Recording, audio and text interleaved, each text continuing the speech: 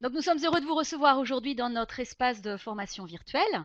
Nous vous remercions de votre participation et de nous consacrer 1 heure de votre temps.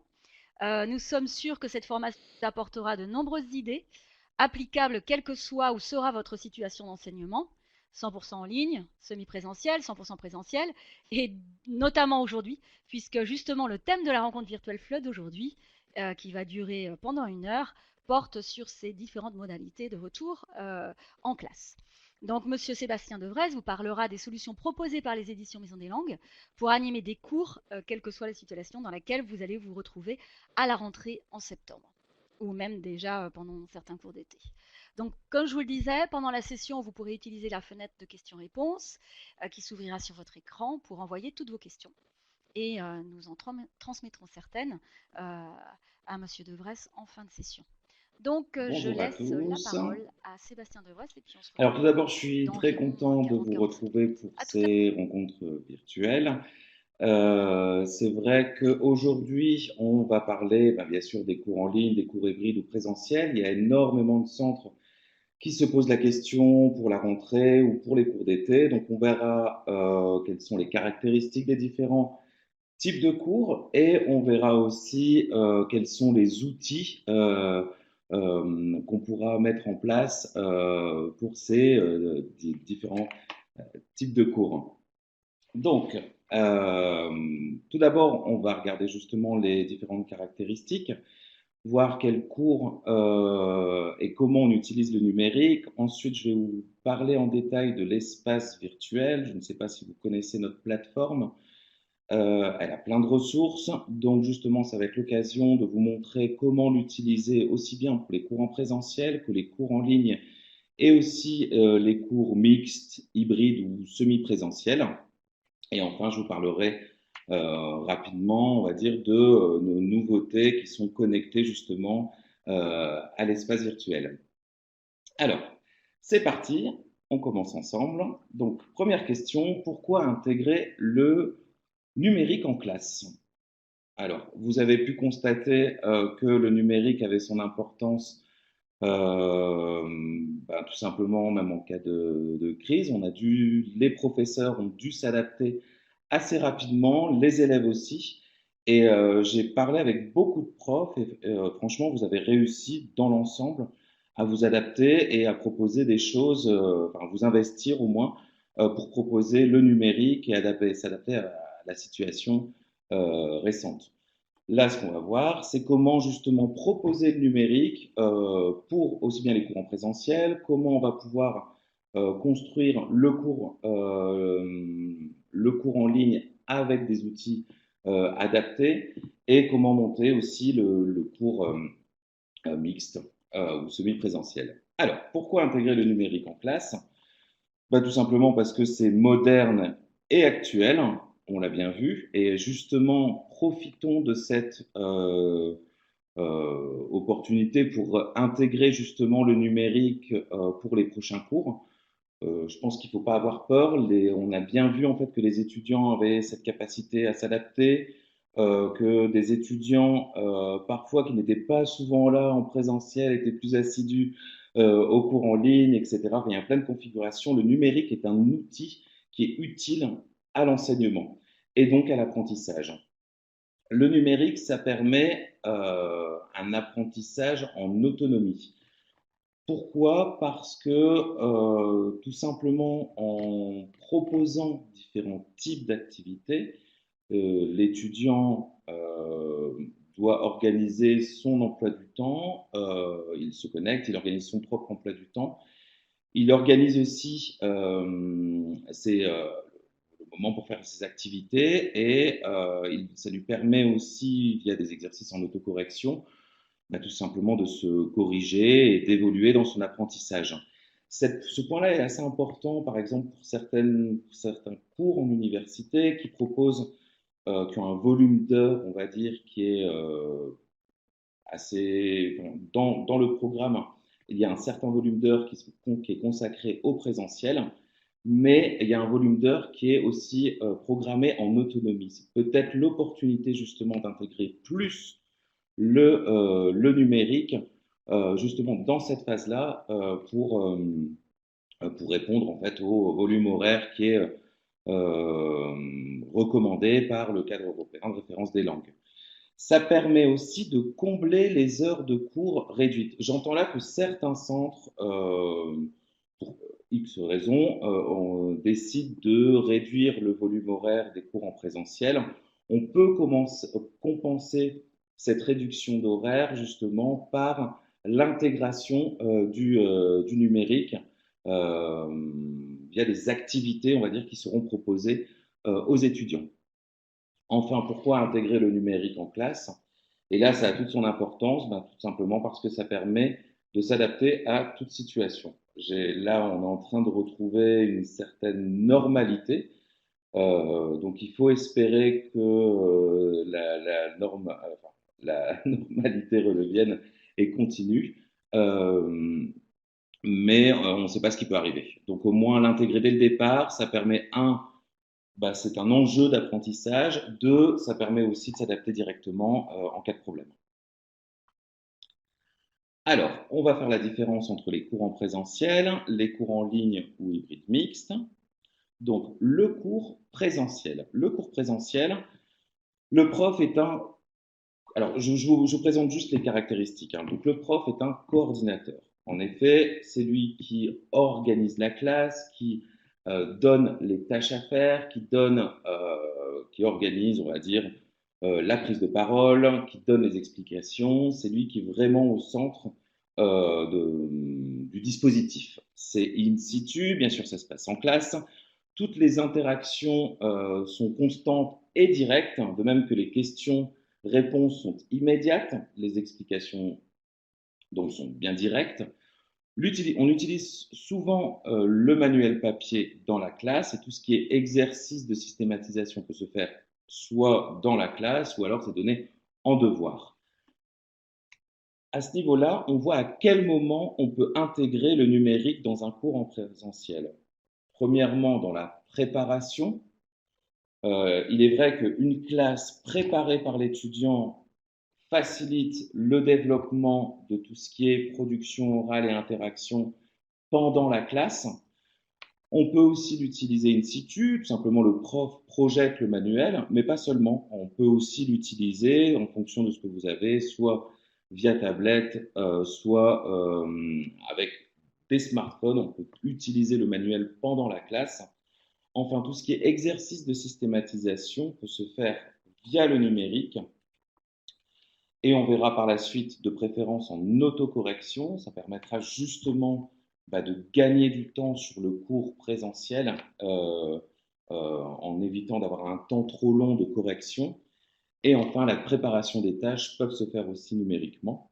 Donc tout ça pour dire que en définissant bien les objectifs, on peut avoir un complément numérique au cours présentiel.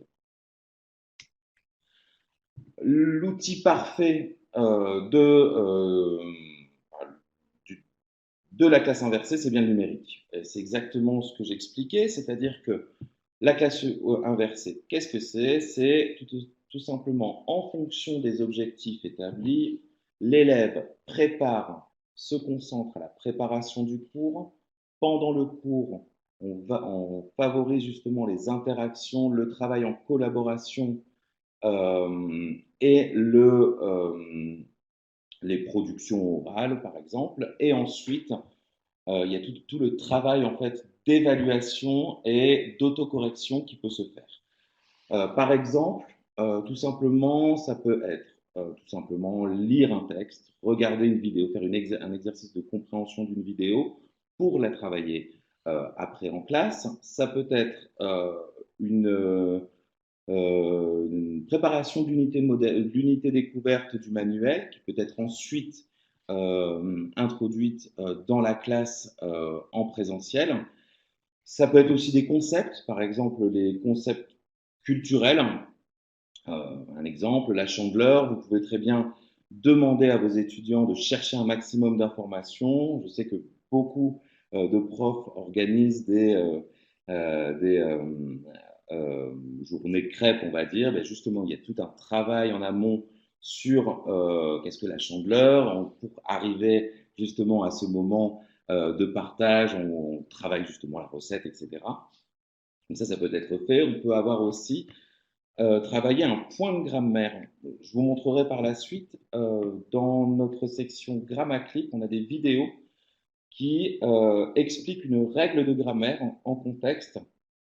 Ce travail peut se faire en amont et après on peut, soit pour une révision, mais aussi très bien pour voir comment l'étudiant déduit ou comprend la règle. Donc, par une rétroaction, on aura des étudiants qui seront plus dynamiques et voir les points compris et les points incompris, par exemple, et surtout pour mettre en œuvre, mettre en application cette règle. Pour le cours en ligne, les caractéristiques sont un peu différentes. Pourquoi? Parce que déjà le prof est un programmateur. Pourquoi un programmateur? Parce que c'est lui qui va définir le programme du cours en ligne. Aussi bien les activités, les tâches à faire, mais la différence, c'est que l'étudiant sera en autonomie pour exécuter ces différentes tâches et activités. Bien entendu, tout se passe en ligne. Les interactions se feront via la visioconférence. Les explications seront déduites. Qu'est-ce que j'entends par là? Tout simplement, l'étudiant va être devant un problème ou quelque chose qu'il n'a pas vraiment compris. Il va chercher la réponse d'abord par lui-même avant de poser la question ou demander des explications au professeur pendant la visio ou via par mail. C'est pour ça que je dis que les questions-réponses sont a posteriori, c'est-à-dire qu'on n'a pas un contact direct. La systématisation des exercices doivent se faire en autocorrection. Beaucoup de profs m'ont dit qu'il y avait énormément une charge de travail par rapport aux corrections pendant le cours en ligne. Ce qui est vrai, ce qui peut être rendu dynamique dans un cours en présentiel, ici dans le cours en ligne, ça peut devenir extrêmement chronophage, notamment pour la préparation du cours. On ne prépare pas le cours en ligne comme on prépare le cours en présentiel. Et c'est vrai que favoriser les exercices en autocorrection, ça permet de gagner du temps pour valoriser les interactions. Enfin, tout ce qui est préparation des tâches peuvent se faire en ligne et justement pour les présenter à la visioconférence ou faire sous forme de présentation ou en utilisant les outils TIS. Donc, le numérique, on définit bien les objectifs et on crée un parcours numérique. On verra, je vais donner un exemple concret. L'idée de cette rencontre virtuelle, justement, c'est d'avoir des outils et d'avoir des informations pratico-pratiques pour utiliser directement pendant vos cours. Je continue. Dans les cours en ligne, on a deux aspects. On a le cours en ligne synchrone et le cours en ligne asynchrone. Alors, le cours en ligne synchrone, c'est la classe virtuelle. C'est là quand vous êtes en direct avec vos étudiants. Vous avez la possibilité, ça permet bien entendu l'interaction, soit via le chat, soit vers la visio. Et ça permet aussi un partage d'écran. Finalement, le cours synchrone se rapproche le plus du cours en présentiel, en classe, on va dire in situ, classique. Le cours asynchrone, là, c'est la partie de préparation de l'élève. C'est-à-dire que l'élève a un paquet d'activités à réaliser en préparation de la visioconférence. Donc, du coup, il travaille en autonomie, il s'organise comme il le souhaite, il a ses objectifs, il a ses activités à faire, il sait ce qu'il a à faire, mais il s'organise comme il le souhaite. Du coup, c'est vrai que par rapport à un cours en présentiel où on sait à quel moment on doit être présent, là, la connexion, elle est indépendante, enfin, elle est en fonction de l'emploi du temps de l'étudiant. Ça permet bien entendu l'auto-apprentissage, étant donné en fait que l'étudiant, via les exercices en autocorrection, s'interrogera, aura une réflexion sur son apprentissage pour tout ça mettre en place pour la visioconférence. C'est pour ça que je dis, et c'est important, c'est l'importance c'est important la création d'un parcours numérique pour aider l'apprenant à savoir où il doit aller et ce qu'il doit faire. Et donc, du coup, ça rendra bien entendu la classe virtuelle beaucoup plus efficace. Pour le cours hybride ou le cours mixte, c'est un peu particulier. Bon, déjà, c'est un peu une nouveauté, peu de centres le proposaient jusqu'à maintenant. Comment ça se présente? Je vais vous montrer en fait trois cas, on va dire, trois possibilités de cours hybrides ou mixtes ou semi-présentiels. Premier cas, l'étudiant travaille en autonomie, puis il y a des tutorats en classe en présentiel.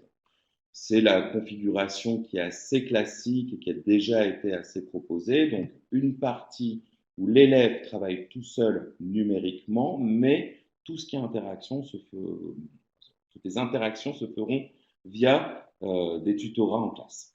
La deuxième chose, et ça commence à se développer pas mal, ce sont ce qu'on appelle les classes divisées ou les classes dédoublées, à savoir des classes en visio et des classes en présentiel. Alors, là, j'ai mis 50%, c'est juste pour une idée, mais bien entendu, chaque centre peut décider de son programme. Comment ça se passe concrètement? C'est une semaine, on se voit dans la classe, une autre semaine, on se voit en visio, etc. Ça peut être une semaine, on se voit en classe, 2 semaines de visio et une semaine, etc. Donc, le curseur peut changer. C'est là où, pareil, le parcours sera extrêmement important.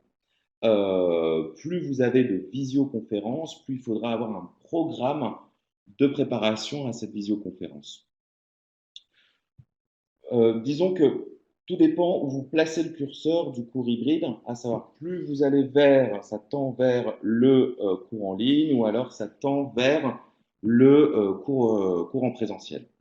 Enfin, il y a une autre possibilité, j'ai entendu que certains centres allaient le mettre en place, c'est le mix visio-classe en direct. Vous avez une partie des étudiants qui sont dans la classe, vous faites le cours classique, et une autre partie qui est en ligne et qui vous suivent en direct. Ça se fait beaucoup dans les universités et surtout pour les cours magistraux ou les séminaires. Je ne sais pas si je vois une difficulté pour un cours de langue. Ça va être l'interaction qui va être plus ou moins complexe à gérer et je pense l'aspect technique aussi. Donc voilà, globalement, ce sont les trois possibilités que j'ai pu voir en fait sur la mise en place des cours mixtes ou hybrides. On va s'intéresser justement sur cours en présentiel et cours en ligne. Et en fonction de ça, vous allez pouvoir adapter pour vos cours hybrides ou vos cours mixtes, là où vous mettez le curseur. Alors, je continue. L'espace virtuel. L'espace virtuel, c'est tout simplement notre plateforme. Premier avantage, les trois principaux avantages pour le professeur, c'est le premier, gagner du temps. Il est vrai qu'il y a beaucoup de ressources, c'est assez intuitif à utiliser et vous allez avoir des cours hyper performants et vous allez, en proposant différentes activités euh, par niveau, par groupe, je vais vous montrer tout ça, ça va être un gain de temps phénoménal, aussi bien pour les cours en présentiel que pour les cours hybrides. Et tout le temps gagné, vous allez pouvoir en profiter aussi pour faire vos recherches personnelles sur des sujets d'actualité que vous voulez présenter, etc. Vous allez aussi motiver les étudiants. Bah, tout simplement, en se connectant, vos étudiants vont prendre l'habitude de se connecter à l'espace virtuel. Ils vont savoir où aller, quel exercice faire. C'est toujours assez ludique. C'est vrai qu'on devoir faire une compréhension, regarder une vidéo, répondre à des questions, c'est toujours assez intéressant. Répondre aussi, faire des exercices comme ça de, euh, de, euh, de systématisation, c'est en ligne et de voir le résultat immédiat, c'est assez stimulant. Justement, ils vont comprendre, ah, tiens, pourquoi j'ai tout faux, je vais vérifier. Ben là, j'ai vraiment compris la règle, donc je suis satisfait. Et enfin, vous allez pouvoir, c'est continuer aussi votre formation. Donc, vous allez pouvoir retrouver aussi bien toutes les rencontres virtuelles que des articles qui ont été écrits par nos différents professeurs partenaires et des outils, des tutoriels ou des vidéos qui vous aideront à continuer ou à avoir des réflexions sur le métier de prof, tout simplement. Alors, je vous montre ici, vous avez l'interface de l'espace virtuel. Première chose, ça fonctionne un peu comme un Spotify. Vous avez un accès gratuit qui vous donnera automatiquement un accès à tout ce qui est autour du livre, les ressources complémentaires, le guide pédagogique, les vidéos et les audios. Vous allez pouvoir avoir accès. Vous allez aussi avoir accès gratuitement à quelques ressources en ligne. Là, on va s'intéresser à l'accès premium.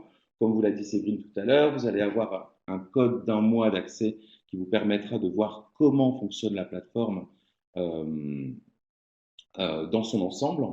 Là, ça vous donne accès aux livres numériques, aux ressources complémentaires et à toutes les ressources qui sont disponibles sur l'espace virtuel et aussi à la gestion de groupe.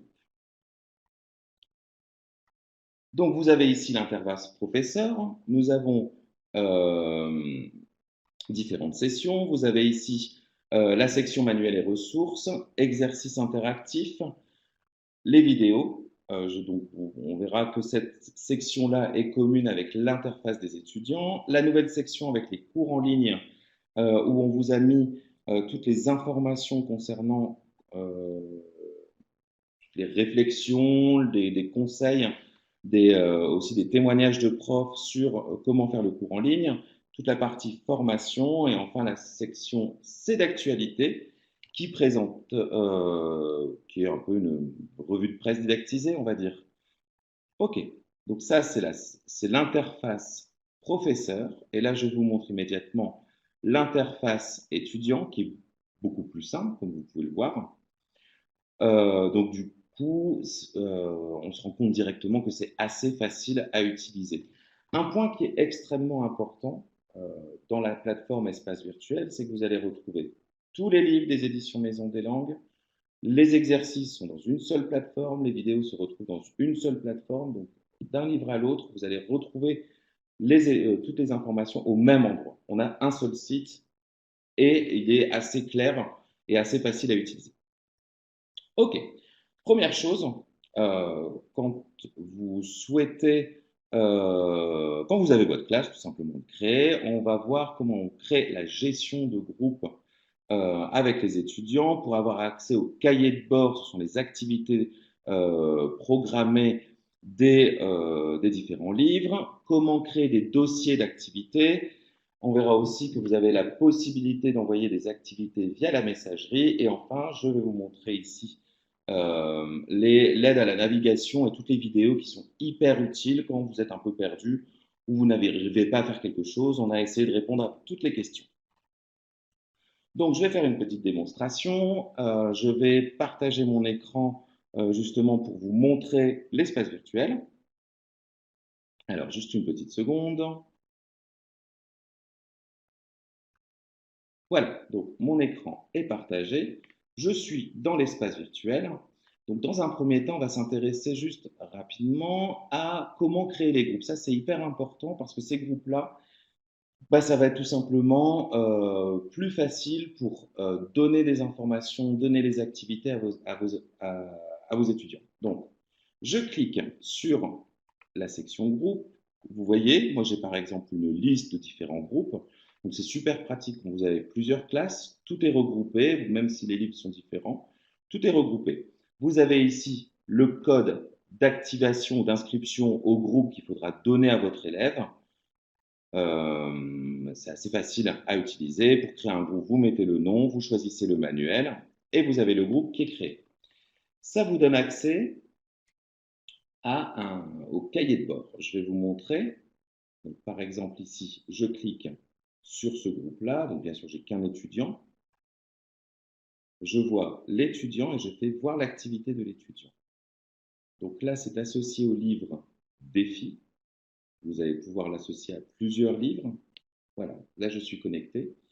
Et donc là, vous voyez le travail de l'élève. Donc, par exemple, dans le cahier d'exercice, on voit qu'il a travaillé. Vous pouvez cocher ou décocher les devoirs que vous souhaitez faire ou les activités à faire.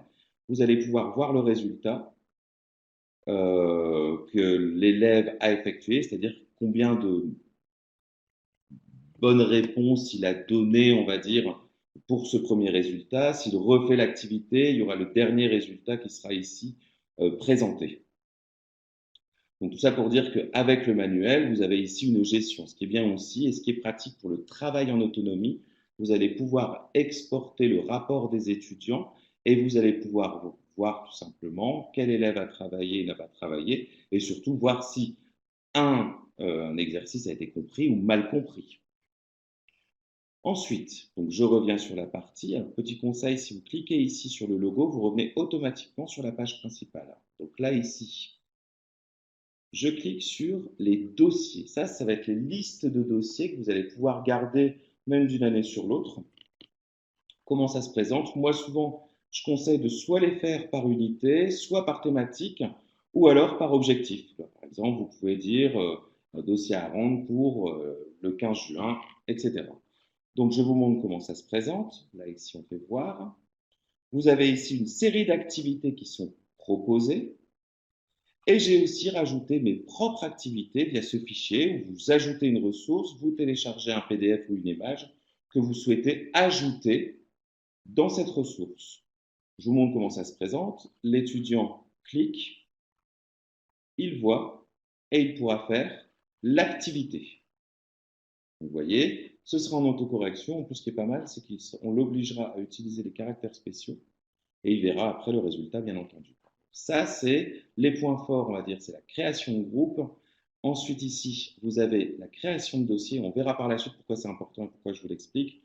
Enfin, si vous êtes perdu, on a toutes les questions qui sont ici dans le point d'interrogation et vous allez pouvoir vous guider soit via vidéo, soit avec le texte. Ok, donc je reviens à la présentation. J'arrête une petite seconde, je me reconnecte. Alors, un instant, ça arrive. Donc voilà. Donc, je vous ai montré globalement comment créer des groupes. On a vu comment créer des dossiers d'activité. Maintenant, on va voir comment on travaille. Alors, l'espace virtuel avec le cours en présentiel.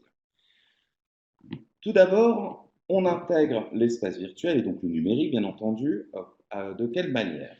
Tout simplement pour la préparation d'une activité, du manuel. Ça peut être aussi, comme je l'ai expliqué tout à l'heure, le dossier découverte ou le dossier culture, ou peu importe. Enfin, les éléments que vous souhaitez, que vous avez sélectionnés en fait à préparer. Il peut faire aussi des compréhensions orales via vidéo ou même des textes, on va dire, à préparer. Et donc, il peut préparer aussi ses productions écrites et orales, ou même les tâches. On a ensuite le cours en présentiel, et ensuite, à la fin, pour vérifier tout ce qui a été acquis, on a les exercices en autocorrection qui sont proposés. Donc, pour le cours en présentiel, avec l'espace virtuel, on a une continuité pédagogique. OK. Donc, là, ici, on va voir maintenant, plus en détail, les différentes sections, à savoir la section manuel et ressources, exercices interactifs, les vidéos et la rubrique c'est d'actualité. Très bien. Alors, je vais repartager mon écran. Donnez-moi une petite seconde. Voilà. OK. Donc, je suis ici dans l'espace virtuel. Donc, le premier onglet qui est extrêmement important pour le professeur, bien entendu, et pour l'élève, c'est là où vous allez trouver le livre. Premier point, quand vous accédez à l'espace virtuel en premium, vous avez accès à l'ensemble de la collection Maison des Langues. Donc, c'est assez pratique pour si vous avez plusieurs niveaux. Ça veut dire que vous allez pouvoir jongler d'un niveau à l'autre tranquillement, d'une classe à l'autre. Ça va être aussi pratique quand vous avez plusieurs publics ou quand vous avez différents cours à mettre en place. Enfin, vous savez que toute la collection en fait est ici. Alors, par exemple, on va regarder notre livre à la une, qui est la nouveauté pour les adolescents. Donc, je clique ici. Donc, vous allez avoir dans Autres ressources, bien sûr, le guide pédagogique. Je clique sur Manuel. Et là, j'ai le manuel, bien sûr, qui apparaît. Mais en étant premium, si l'élève est premium aussi, il aura accès au même manuel. L'avantage aussi, c'est que vous allez pouvoir tout simplement avoir les exercices qui vont être en autocorrection, même pour les adolescents. Attendez, je reviens une petite seconde. Voilà. Donc, je vous présente rapidement, vous avez ici l'unité découverte, vous avez la vidéo que vous allez pouvoir lancer automatiquement. Ce qui est très bien en fait avec l'espace virtuel, c'est que vous avez ici un cahier de bord et dans ce cahier de bord, vous allez pouvoir justement avoir les étudiants qui sont la liste des étudiants et assigner, comme je vous ai montré tout à l'heure, les différents exercices du livre et du cahier. Très bien. Je vais ici sur exercice interactif. Donc, vous avez dans un premier temps tout ce qui est autour du livre. Les vidéos, tout ce qui est exercice, tout ce qui est tâches, vous les avez ici. Mais on a ici aussi plein d'exercices de systématisation. Vous les sélectionnez, par exemple, ressources grammaticales. Vous sélectionnez ici ce que vous voulez voir, être ou avoir. Vous avez ici toute une série, au total, on a plus de 5000 exercices. Vous les sélectionnez comment? Tout simplement, en cliquant dessus, vous regardez si c'est un exercice qui vous intéresse. Ah, tiens, c'est intéressant. Vous l'ajoutez dans une des ressources, dans un des dossiers que vous avez créé, ou alors vous la partagez directement à votre groupe via email en indiquant ce que vous voulez. Donc, votre élève va recevoir un email, puis lui indiquant de se connecter sur la plateforme. Puis vous allez recevoir ici euh, une, une boîte aux lettres, tout simplement, pour pouvoir vous connecter. Donc, de la même manière ici, on a les vidéos. Alors, dans la vidéothèque Maison des Langues, on a plusieurs sections. On a la section des GrammaClips. Alors, je vous invite à regarder parce que c'est vraiment créatif et c'est pas mal à travailler en classe. Donc, vous avez les vidéos que vous pouvez soit travailler directement en ligne ou alors en imprimant les documents euh, à utiliser en présentiel. Donc là, ici, vous avez la vidéo qui peut se lancer. L'étudiant peut la travailler aussi tout seul. Comment ça se passe? Vous l'ajoutez à une ressource qui est connectée à une unité du livre ou à une thématique, ou alors de même, vous la partagez à votre groupe, d'où l'importance des groupes.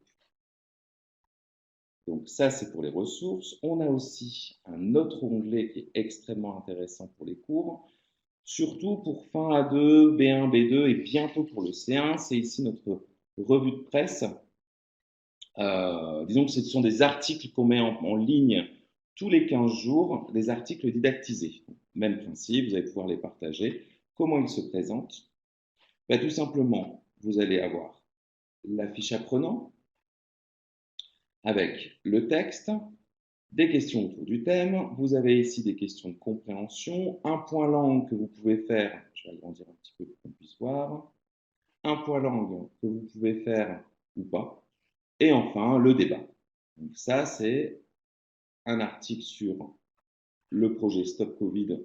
J'imagine que vous en avez entendu parler. Donc c'est très ancré dans l'actualité, mais pas seulement, hein. Disons qu'il y a certains tout dépend de l'actualité. Si l'article est, si l'actualité est riche, on essaye de trouver des documents connectés, ou sinon on essaye de trouver quand même des articles qui sont plus génériques, tout simplement. Ensuite, on a cette fiche qui est excellente. C'est-à-dire qu'après avoir travaillé la thématique, là maintenant on va travailler la langue avec en rouge les constructions verbales, les connecteurs logiques en bleu et les expressions courantes en vert. Donc vous avez le même article, mais là on va travailler plus en détail sur la langue. Enfin, je vous montre aussi rapidement la fiche enseignant. Donc la fiche enseignant ici, ce qui est très bien, c'est que vous avez ce complément, bien sûr des réponses aux questions, et vous avez ici ce ressources complémentaires.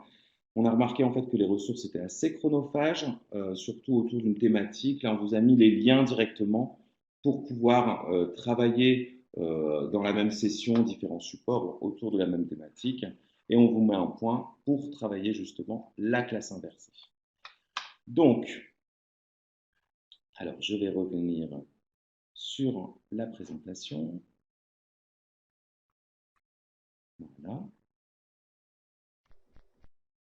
Je reconnecte. Ok, on continue. Très bien. Donc, on a vu vraiment que à travers le cours en présentiel, on peut facilement intégrer le numérique et que l'espace virtuel propose quand même pas mal d'activités utiles justement pour le avant, pendant et après le cours en présentiel. Donc, maintenant, on va regarder avec le cours en ligne. Donc, on a vu que pour le cours en présentiel, on avait une certaine continuité pédagogique. Là, ici, il faudra créer un parcours pédagogique.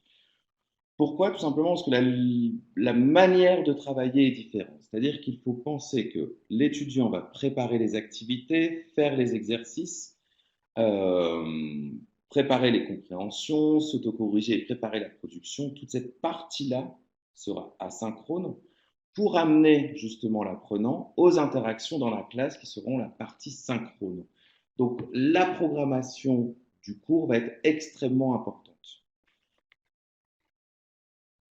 Comment faire un parcours pédagogique? Première chose, définir vraiment clairement les objectifs pédagogiques. Ensuite, savoir choisir les ressources, donc prendre les ressources du livre, exercices interactifs, vidéo et pourquoi pas la rubrique C'est d'actualité. Donc là, on a 4 propositions.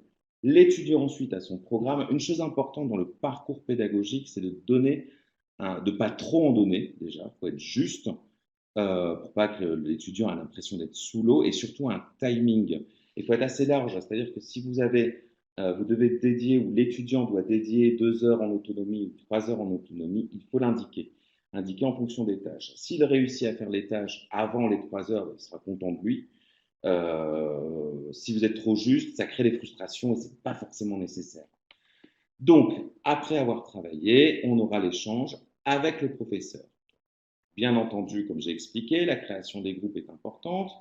La création des dossiers est tout aussi importante justement pour avoir ce parcours. Et là, ici, je vous montre un exemple. Donc là, ici, on est sur les objectifs A2, objectifs de communication, comment parler de ses vacances.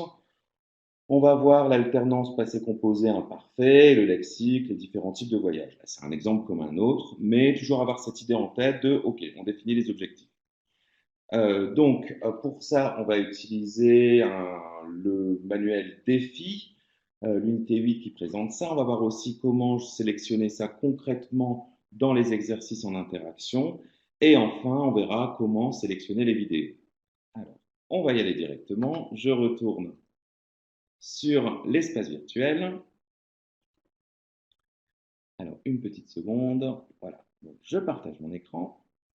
Hop. On y retourne. Donc, comme je vous ai dit, hop, je clique ici et je reviens automatiquement sur la page d'accueil. Donc, on va parler voyage. Vous utilisez Défi ou pas d'ailleurs, si vous souhaitez utiliser une unité ou tester un manuel, rien ne vous l'empêche. Mais bon, imaginons que vous utilisez Défi, vous allez ici. Donc, vous savez très bien que l'unité 8 parle de voyage. Il suffit tout simplement de vous connecter sur le tableau des contenus et vous voyez plus ou moins ce que vous avez et quelle unité correspond à vos objectifs, par exemple.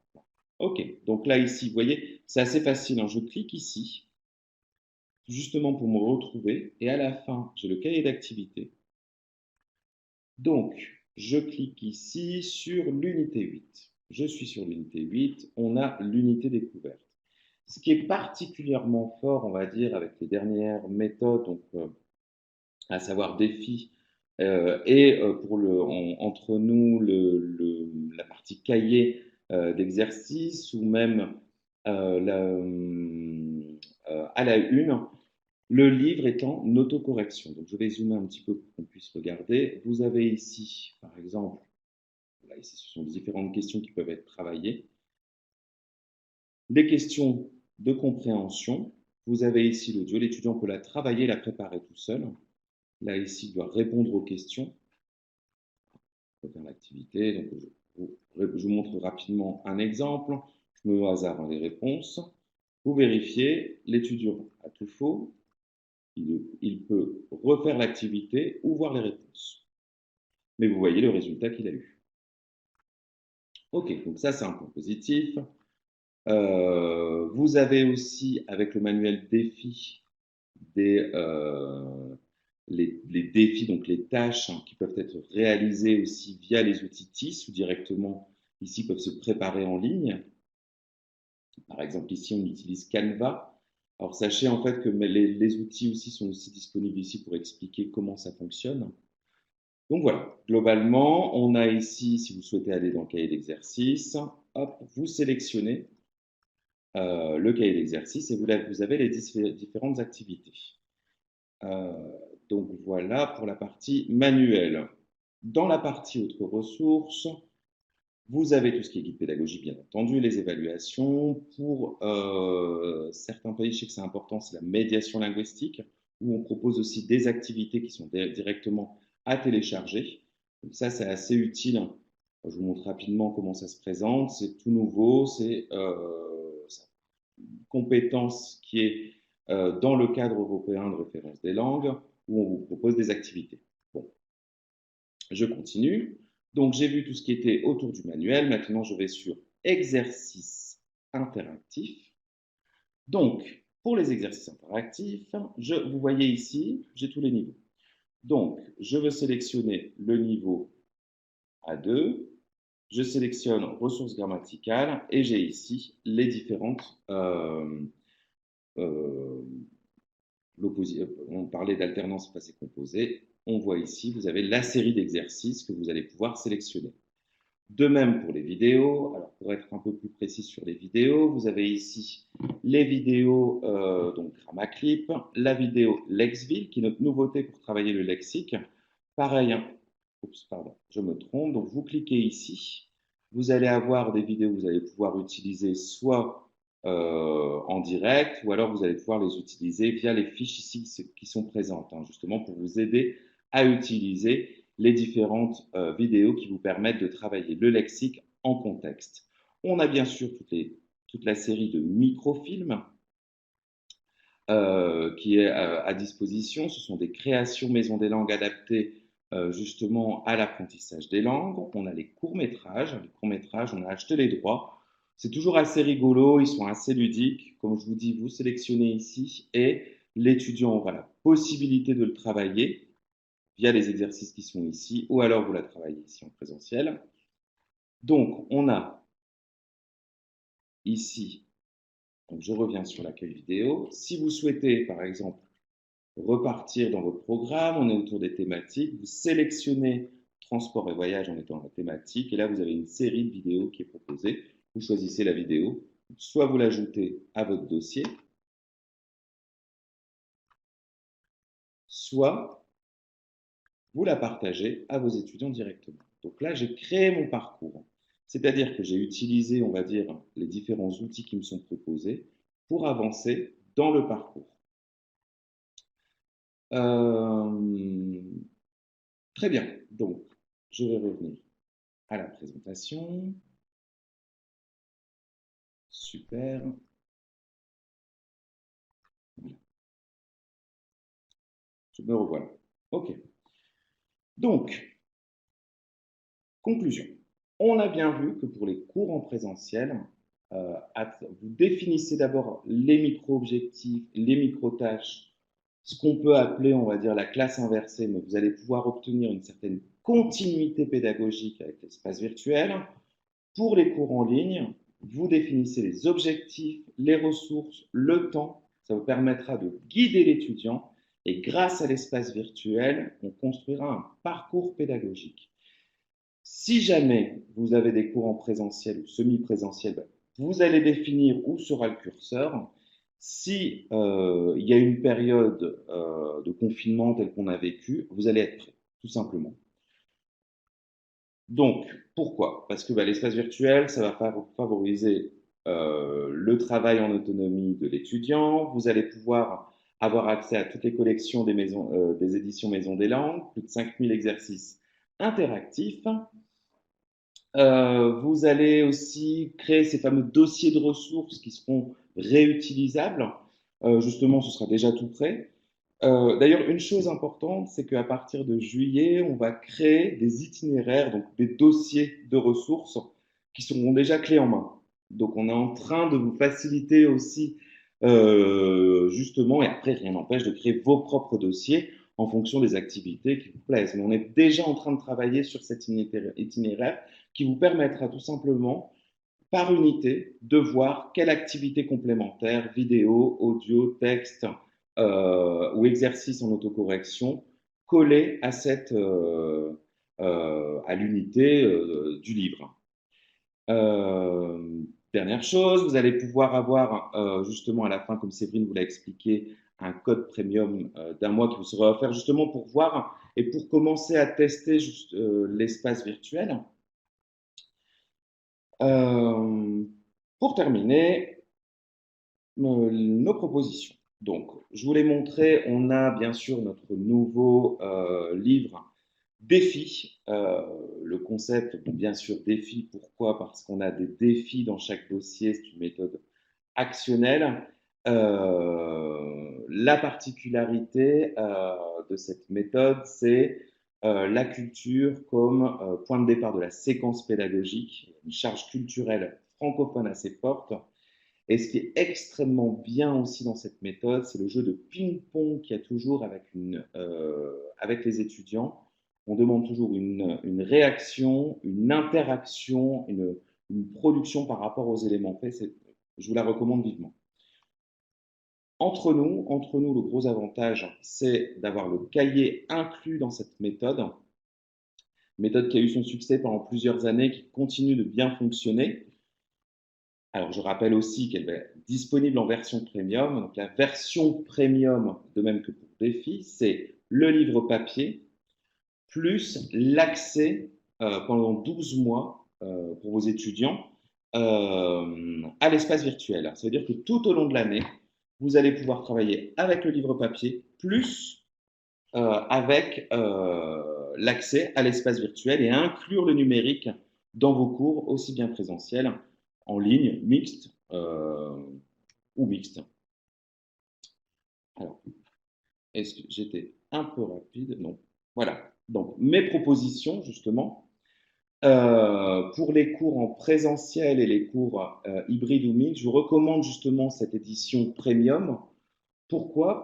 Tout simplement, on sait qu'on aime bien avoir le livre papier en classe, mais ça vous permettra justement d'inclure cette charge numérique et ça vous permettra d'avoir d'inclure en fait les différentes activités dans votre programme. Pour les cours en ligne, moi je vous recommande l'espace virtuel, tout simplement, d'une connexion en fait à l'espace virtuel. Petit rappel concernant le coût de l'espace virtuel en version premium. Pour le professeur, c'est seulement 39 € par an. Ça fait à peu près 4 €, 85 € par mois. Le compte étudiant, c'est 24,90 € par an. Il y a aussi la possibilité d'acheter des codes pour 6 mois à 18,90 €. Globalement, c'est pour vous donner l'information. Faut pas l'oublier non plus, les ados. Les ados peuvent aussi travailler avec le numérique et adorent travailler avec le numérique. Notre collection à la une. Alors, je vous explique rapidement le concept. Chaque unité est représentée par un jeune, un reporter qui nous explique son environnement en fonction, on va dire, de l'unité et des objectifs de communication. Et c'est le point de départ. Il nous présentera sa ville et son entourage. Bientôt, ce sera disponible en version premium. Donc, pareil, le livre papier plus l'accès à l'espace virtuel. Ça vous permettra d'être connecté directement.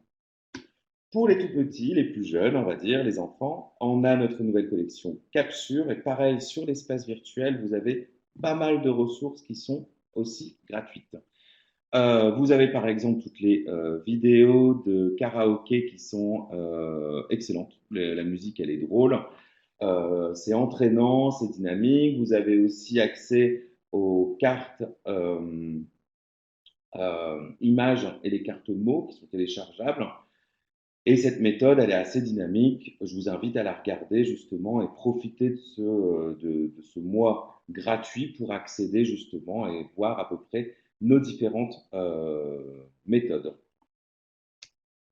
Voilà, j'ai terminé. J'espère que c'était bien pratique. On s'est vraiment concentré sur le côté pratico-pratique, mais je pense que c'est tout aussi important. Merci beaucoup.